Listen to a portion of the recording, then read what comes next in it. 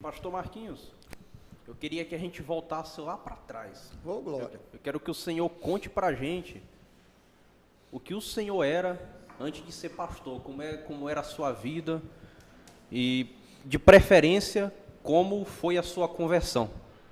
A pergunta veio da galera aí que mandou, viu? Só lembrando, o povo quer saber, né? O povo quer saber cada detalhe. Muito bem. Em 1980, eu vim do interior para cá, que meus pais me mandaram para cá para estudar. 1980. E eu vim aqui para Caxias estudar. E em 1987, 7 anos depois, eu aceitei a Cristo. Eu aceitei Jesus assim. Eu assistia todos os sábados o programa Jimmy Swaggart. Todos os sábados, pela manhã. E aquilo me impressionava. Eu era um pré-adolescente. Aquilo me impressionava muito, aquela palavra dele. E num dos sábados, no sábado do dia 13 de janeiro de 1987, um sábado, eu aceitei a Cristo na TV, pela TV. Quando ele fez o apelo, e eu levantei minha mão e aceitei a Cristo ali. Eu não tinha ideia de igreja, porque até então nunca tinha ido à igreja. Aí eu pensei, eu vou procurar uma igreja. E eu morava ali perto do Cônego Adesso. Eu desci ali pelo Mirante, no sábado, e fiquei procurando uma igreja no sábado. De repente, ali onde é hoje a Graúna, estava tendo um culto. Viu? Onde estava ali iniciando a Igreja Batista Nacional. Estava iniciando ainda a igreja. Graúna, a livraria Graúna? A livraria Graúna. Mas é aqui no centro, né? Aqui no centro, né? Ali na Graúna. Então estava tendo um culto. Na verdade, não tinha nem começado. Tinha uns jovens, uns 5 jovens lá na frente. E eu percebi que era coisa de igreja.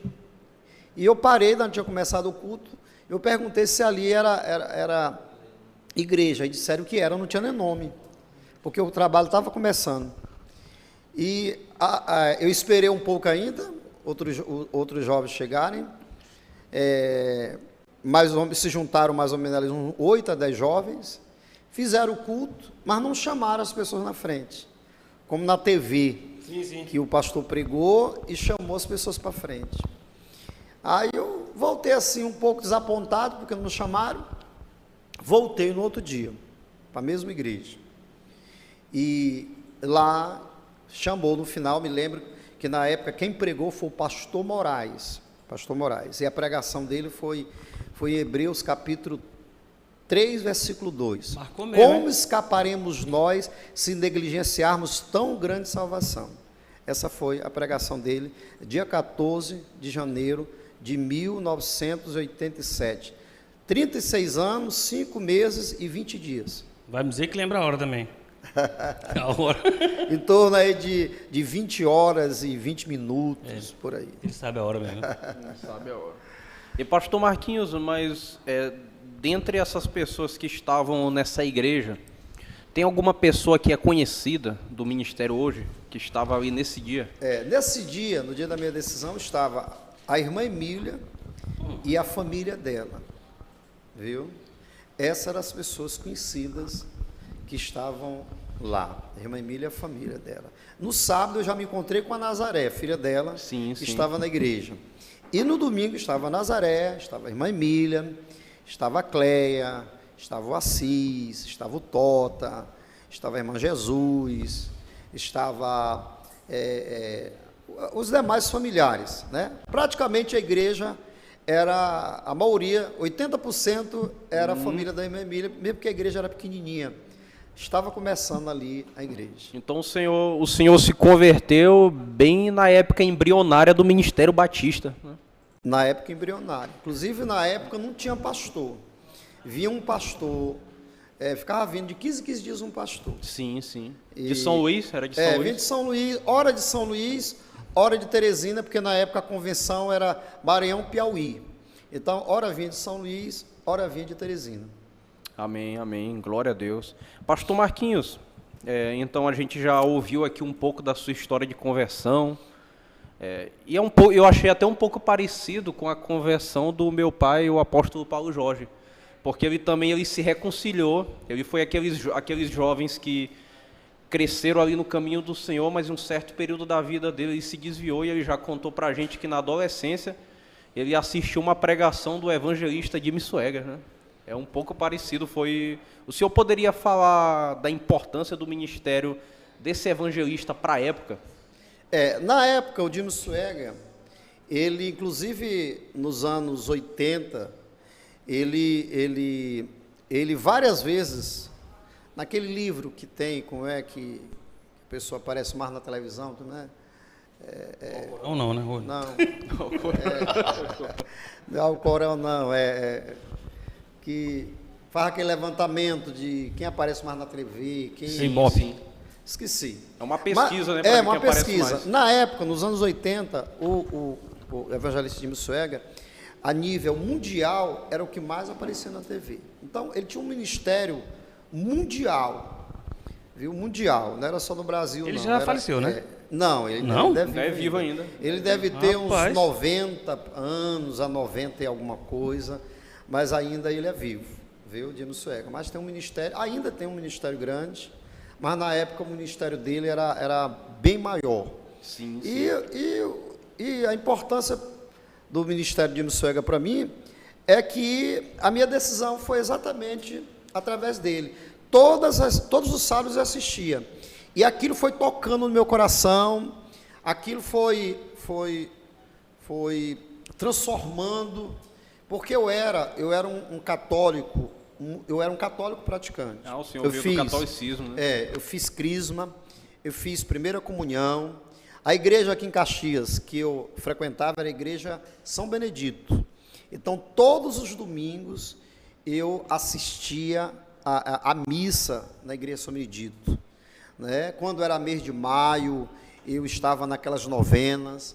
Quando era mês de outubro, eu estava nas novenas de São Francisco.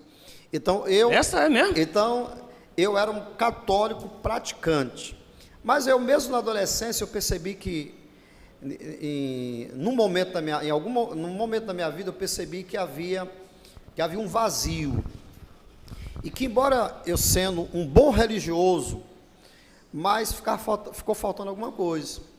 E, de repente, era na Bandeirantes que passava... O que o senhor pode dizer que faltava dentro desse vazio? O que o senhor pode dizer para a gente que faltava? Hoje eu entendo que o que faltava era Jesus. Não, né? Antes eu não entendia. Antes eu entendia, será que eu estou errado? Será que eu estou na igreja errada? E tudo. Será que eu estou na religião errada? Eu ficava me interrogando, isso eu com 13, 14 anos de idade. Viu? Mas hoje eu entendo que esse vazio que existia em mim era Jesus que faltava.